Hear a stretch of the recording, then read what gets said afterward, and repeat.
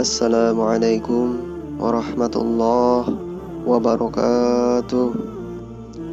Alhamdulillahillazi arsala rasulahu rahmatan lil alamin. Asyhadu an la ilaha illallahul qawiyyul matin wa asyhadu anna Muhammadar Rasulullah shadiqul wa'dil amin. Allahumma shalli wa sallim wa barik ala Muhammad. Para pendengar rahimakumullah, marilah kita panjatkan puji dan syukur kehadirat Allah Subhanahu wa taala atas nikmat karunia-Nya. Pada saat ini kita bisa bertemu kembali dengan jalan meningkatkan segala amal perbuatan diperintahkan Allah dan Rasul-Nya, serta berusaha meninggalkan segala apa yang dilarang Allah dan Rasul-Nya. Karena hanya dengan takwalah kita mendapat jaminan dari Allah Subhanahu wa taala untuk memperoleh kebahagiaan di dunia dan di akhirat. Para pendengar yang berbahagia, salat duha dapat membuka misteri rezeki. Rezeki adalah sebuah misteri besar yang tak seorang pun dapat mengetahuinya. Jika kita berhadapan dengan anak kecil, tahukah kita apakah anak itu kelak bernasib baik atau justru bernasib buruk, kaya atau miskin, menjadi pejabat atau orang jelata? Bahkan terhadap nasib sendiri pun kita tidak pernah tahu. Besok atau setahun kemudian, apakah nasib kita lebih baik atau lebih buruk dari sekarang? Sesungguhnya rezeki, jodoh, kematian adalah suatu misteri yang dirahasiakan oleh Allah Subhanahu wa taala. Sebuah hadis dari Abdullah bin Mas'ud radhiyallahu anhu menerangkan bahwa suatu ketika Ummu Habibah pernah berdoa demikian, "Wahai Allah, panjangkanlah usiaku bersama suamiku Abu Sufyan serta bersama saudaraku Muawiyah."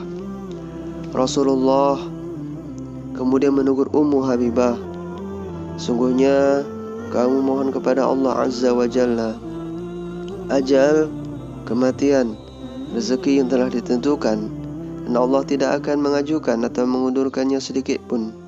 Kalau kamu mohon kepada Allah agar Dia menyelamatkanmu dari siksa neraka dan siksa kubur, itu lebih baik bagimu." Hadis riwayat Muslim. Dalam riwayat yang lain, Abdullah bin Mas'ud berkata, "Kami pernah diberitahu oleh Rasulullah orang yang benar dan diakui kebenarannya. Sesungguhnya seorang manusia mulai diciptakan di dalam perut ibunya setelah proses selama 40 hari. Kemudian menjadi segumpal darah setelah 40 hari berikutnya. Lalu menjadi segumpal daging setelah 40 hari berikutnya. Setelah 40 hari berikutnya, Allah Azza wa Jalla mengutus seorang malaikat untuk menghembuskan ruh ke dalam dirinya dan diperintah dengan 4 ketentuan: rezeki, ajal, amalnya, celaka dan bahagianya. Demi Allah, tiada Tuhan selain Dia. Sungguh ada orang yang mengerjakan amal ahli surga sehingga jarak antara dia dan surga hanya 1 hasta. Tapi suratan takdir telah ditentukan sehingga dia kemudian mengerjakan amalan ahli neraka, lalu akhirnya dia masuk neraka.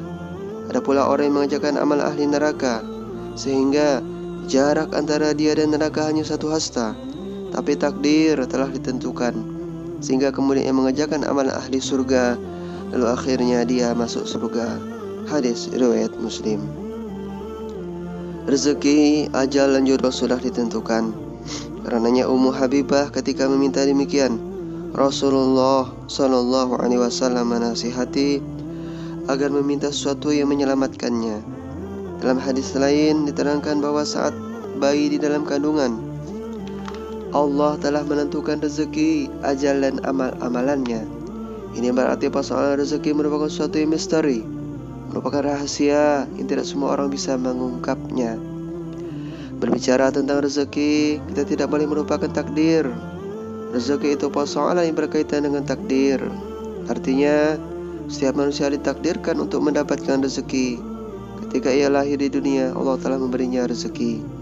Adapun manusia yang pandai ialah yang berusaha untuk meraih rezeki itu sebanyak mungkin. Caranya, berikhtiar dan mengerjakan amalan spiritual. Adapun amalan spiritual ialah mengerjakan sholat duha secara istiqomah, bertaubat setiap waktu, gemar bersedekah dan sebagainya. Meraih rezeki sebanyak-banyaknya tidaklah bertentangan dengan takdir. Para pendengar yang berbahagia, sungguhnya Allah menciptakan makhluk hidup selalu diberi rezeki. Bahkan rezeki diberikannya kepada mereka itu sangatlah luas. Kita sendiri pun sebenarnya Allah diberinya rezeki yang luas, yang luar biasa banyaknya. Hanya karena kebodohan dan keterbatasan pengetahuan sehingga kita tidak menyadarinya. Orang yang sering berkeluh kesah dan menyesali hidup karena merasa rezekinya sempit. Orang yang merasa rezekinya sempit karena tidak dapat memahami hakikat rezeki. Mereka hanya memandang bahwa rezeki itu berupa harta kekayaan, padahal rezeki itu dapat berupa apa saja.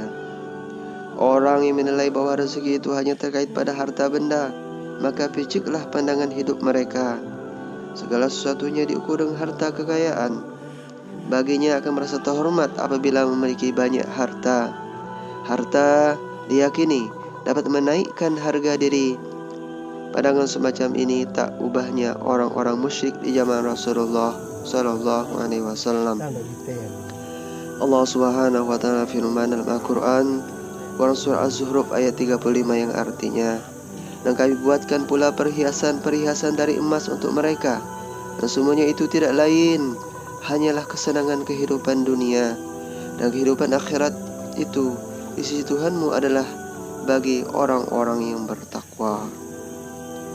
Ayat tersebut seolah-olah memberi pesan bahwa sesungguhnya harta benda bukanlah rezeki yang utama. Artinya rezeki itu tidak sebatas harta benda. Kemurahan dan karunia Allah itu bermacam-macam. Para pendengar yang dirahmati Allah Subhanahu Wa Taala, marilah kita menjadi manusia yang pandai, yang berusaha untuk meraih rezeki itu sebanyak mungkin. Caranya berikhtiar, mengerjakan amalan spiritual. Adapun amalan spiritual ialah mengerjakan sholat duha secara istiqomah, bertaubat setiap waktu, gemar bersedekah dan sebagainya. Meraih rezeki sebanyak-banyaknya, mendapatkan rezeki yang halal serta barokah. Mudah-mudahan Allah Subhanahu Wa Taala memberikan kita rezeki yang banyak serta barokah. Amin ya Rabbal Alamin. Demikianlah beberapa hal yang dapat saya sampaikan. Semoga apa yang disampaikan tadi dapat memberi manfaat dan kebaikan bagi kita semua. Tentunya kesempurnaan hanya milik Allah semata. Karena itu saya mohon maaf atas ucapan dan tindakan yang tidak mengenakan bagi para pendengar. Wallahu muwaffiq ila aqwamit thoriq. Semoga Allah menuntun kita menuju jalan yang paling lurus, yakni Islam. Akhirul kalam, assalamualaikum warahmatullahi wabarakatuh.